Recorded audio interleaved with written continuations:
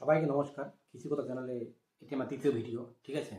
তো চ্যানেলে কেউ যদি নতুন এসে থাকেন অবশ্যই সাবস্ক্রাইব করে নেবেন, যাতে নতুন নতুন ভিডিও আপনাদের সামনে খুব তাড়াতাড়ি চলে আসে।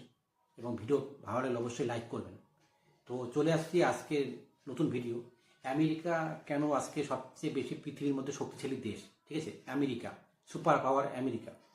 তো আমেরিকা শুরুর থেকে শক্তিশালী দেশ ছিল না, অর্থনৈতিকভাবে বলুন বা সামরিকভাবে বলুন, শুরুর থেকে তো ছিল না। 1900 থেকে 2000 সাল, এই 100 বছরে আমেরিকা এতটা গ্রোথ করে যে পৃথিবীর 1 নম্বর শক্তি হিসেবে আমেরিকা দাঁড়িয়ে পড়ে, ঠিক আছে? পৃথিবীর 1 নম্বর শক্তি হিসেবে। এবং 1945 সালে ব্রিটেনকে ছাড়িয়ে আমেরিকা প্রথম অর্থনৈতিক শক্তি হিসেবে বিশ্বে তার নাম খ্যাতি করে। তো চলুন শুরু থেকে শুরু করি ব্যাপারটি। আসলে আমেরিকা এত শক্তিশালী দেশ হলো কী করে, যে আমেরিকাকে ক্রিস্টোফার কলম্বাস নামে একজন ইটালির নাগরিক ভুল করে আমেরিকা পৌঁছে গিয়েছিল। সেই ভুল করে পৌঁছানোর কাহিনিটা কি আজকে একটু জেনে নিই, চলেন। তো কাহিনী হচ্ছে, ক্রিস্টোফার কলম্বাস ইটালির একজন নাগরিক।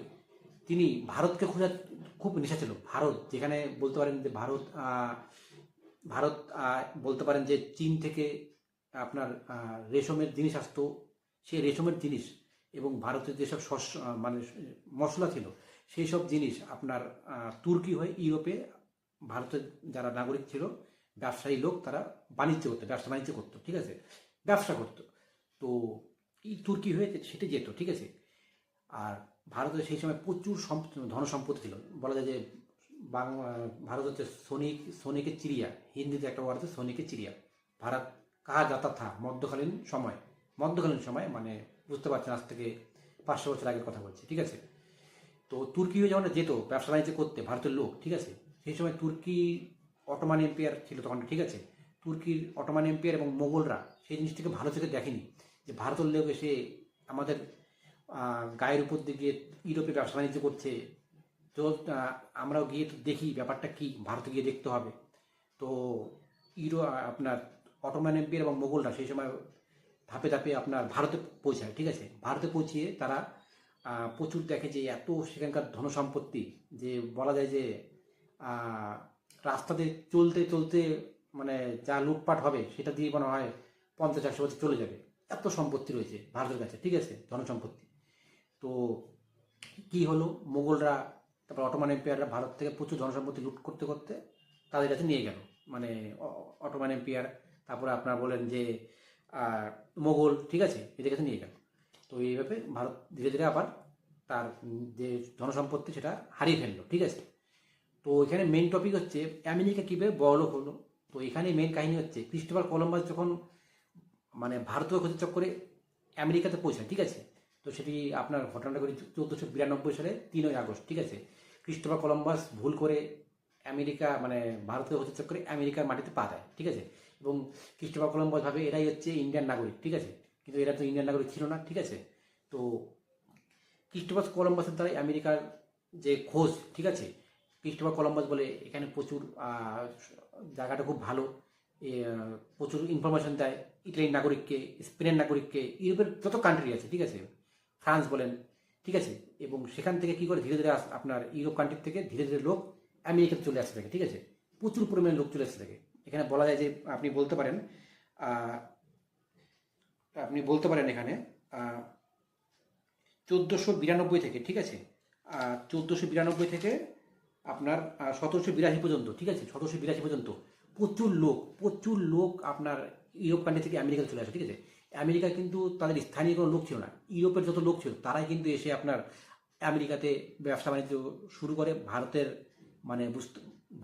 মানে ভাবে যেটা ভারতের উদ্দেশ্যে রওনা হচ্ছি, ব্যবসা করব, কিন্তু সেটা তো আমেরিকা ছিল।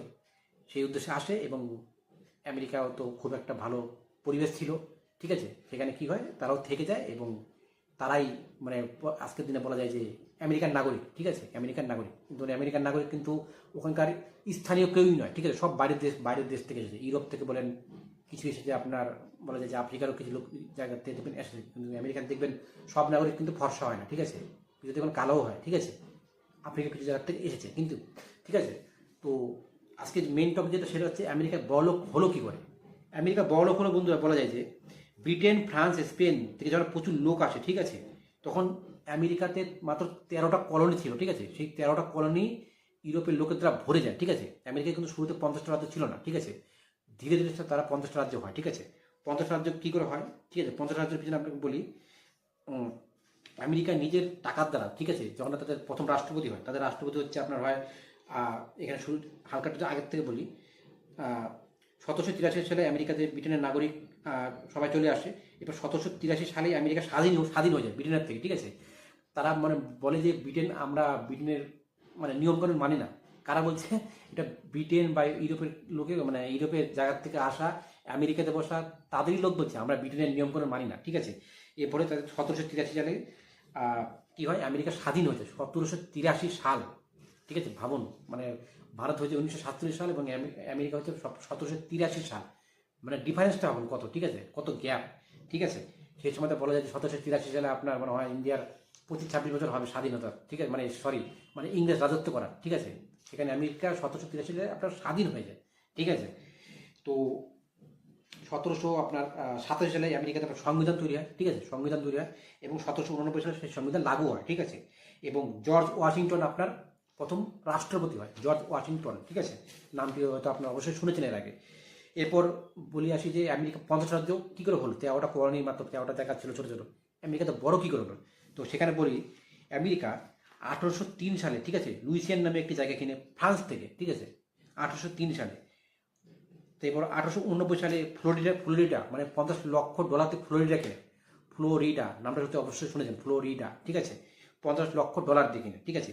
এরপর 1845 সালে টেক্সাস কিনে, ঠিক আছে, যে টেক্সাস ওদের নাম আপনারা অবশ্যই শুনেন, টেক্সাস, ঠিক আছে।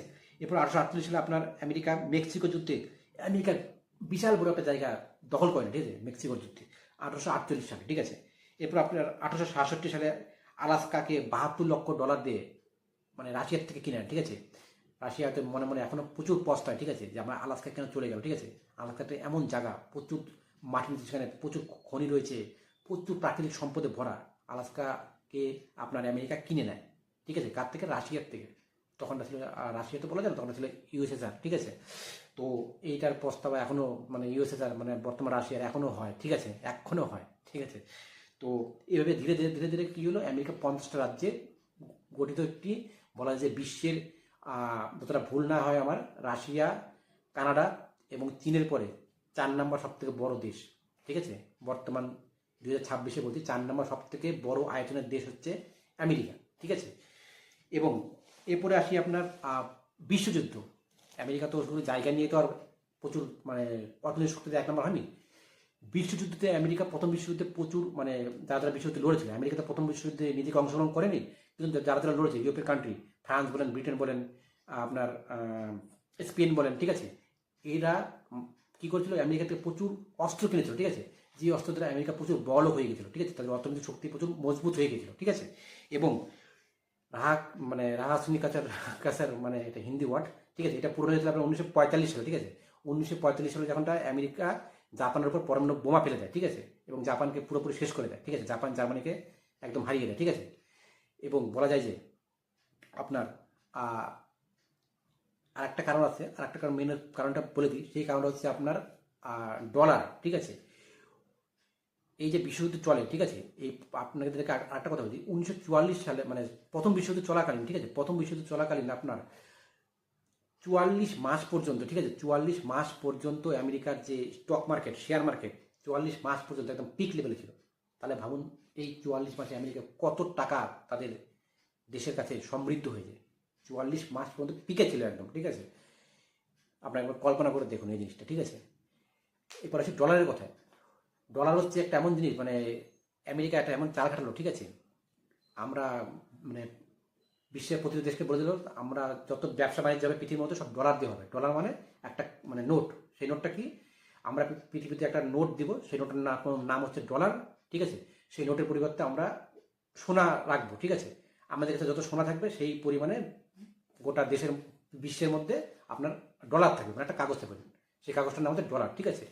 মানে গোটা বিশ্বে যত কাগজ আছে ডলারের কাগজ, ততটা পরিমাণের সোনা আছে আপনার আমেরিকাতে। তাহলে আমেরিকাতে কত সোনা আছে, ঠিক আছে, আপনার কল্পনা করে ভাবুন, ঠিক আছে। আমেরিকা এমনি অর্থনৈতিক শক্তি এত তাড়াতাড়ি হয়নি, ঠিক আছে, এর জন্য অনেক আমেরিকা অনেক মাইন্ডসেট আছে, ঠিক আছে। তো আপনার এই যে ডলার, এই ডলারের করে, ঠিক আছে, আমেরিকা 2024-এ $28 ট্রিলিয়ন অর্থনৈতিক শক্তি হয়, $28 ট্রিলিয়ন, ঠিক আছে, এবং চায়না হয় $18 ট্রিলিয়ন, ঠিক আছে, অর্থনৈতিক শক্তি, মানে বিশ্বের 2 নম্বর বর্তমানে চায়না, ঠিক আছে। জার্মানি হয় $4.5 ট্রিলিয়ন, বিশ্বের 3 নম্বর অর্থনৈতিক শক্তি, এবং ইন্ডিয়া হয় $4 ট্রিলিয়ন। বলা যাচ্ছে যে ইন্ডিয়া হয়তো 2027-এর মধ্যে 3 নম্বর অর্থনৈতিক শক্তিতে দাঁড়াবে, ঠিক আছে, আপনার জার্মানিকে হয়তো টপকে যাবে, ঠিক আছে, এবং মানে শোনা যাচ্ছে, বা অর্থনৈতিক শক্তি বর্তমান যেভাবে চলছে ইন্ডিয়ার, সেই হিসাবে কথাটা বললাম, ঠিক আছে। এছাড়াও সৈন্য শক্তির দিক থেকেও আমেরিকা কিন্তু বিশ্বে 1 নম্বর, ঠিক আছে, সৈন্য শক্তির দিক থেকে। সৈন্য শক্তির কথা বললে 80টা দেশ, বিশ্বের 80টা দেশে 750টা বেস রয়েছে আমেরিকার, মানে যে বেস থেকে আমেরিকা যে কোনো দেশে হামলা করতে পারে, ঠিক আছে, যে কোনো দেশে, কোনো দেশই আপনার সুরক্ষিত নয় আমেরিকার এই সব বেস থেকে, ঠিক আছে। এবং বলা যায় যে সব থেকে বেশি বেস রয়েছে আপনার জাপানেই রয়েছে 120টা বেস, ঠিক আছে, 750টা মানে বেস রয়েছে, ঠিক আছে, মানে জাপানকে কীভাবে প্রোটেকশন দেয় আমেরিকা, এই মানে বেস 120টা বেসের উপরে চিন্তিত করে ভাবুন, ঠিক আছে। তো এই হয়ে গেল। আর একটা কথা আপনাদের বলে দিই, ঠিক আছে, আর একটা মেন যেটা কথা, ঠিক আছে, আমেরিকাতে আপনাদের কথা বললে ভাই 44 মাস পর্যন্ত কথাটা বললেন আপনাদের, ঠিক আছে, আমেরিকা সব থেকে পিকে ছিল স্টক মানে শেয়ার মার্কেট, ঠিক আছে। তো আমেরিকা কিন্তু এমনি এত তাড়াতাড়ি আপনার অর্থনৈতিক সমৃদ্ধ হয়নি, ঠিক আছে। 1945 সালে ব্রিটেনকে ছাড়িয়ে আমেরিকা বিশ্বে এখন অবধি কিন্তু 1 নম্বর হয়েছে, ঠিক আছে, এখন অবধি, মানে 2026-এ দাঁড়িয়ে এখন অবধি বিশ্বে অর্থনৈতিক 1 নম্বর শক্তি রয়েছে, ঠিক আছে। কিন্তু সম্ভবত বলা যাচ্ছে, ঠিক আছে, আর 30 বছরের মধ্যে চায়না আমেরিকাকে টপকে যাবে, 30 বছরের মধ্যে, ঠিক আছে। তো দেখা যাক কি হয়, ঠিক আছে, চায়না টপকাতে পারে কি না, ঠিক আছে। তারপরে আপনার ইন্ডিয়াও 40 বছরের মধ্যে তো বলা আছে ইন্ডিয়াও বিশ্বের 1 নম্বর শক্তি হবে, সেটিও হয় কি না, ঠিক আছে। তো ভিডিওটি কেমন লাগলো অবশ্যই কমেন্ট করে জানাবেন, ঠিক আছে, ভালো লাগলে অবশ্যই লাইক করবেন। তো দেখা হচ্ছে নেক্সট ভিডিওতে, সবাই ভালো থাকবেন।